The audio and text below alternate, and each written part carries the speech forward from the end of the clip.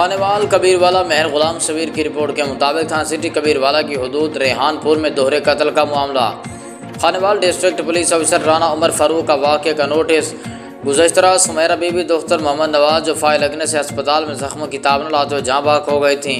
मुकदमा नंबर 344/24 बजुर्म में 302 थाना सिटी कबीरवाला मकतूला सुमैरा बीबी के बयान पर मुलजिम इमरान उर्फ मान वल्द मुमताज़ के खिलाफ दर्ज हुआ।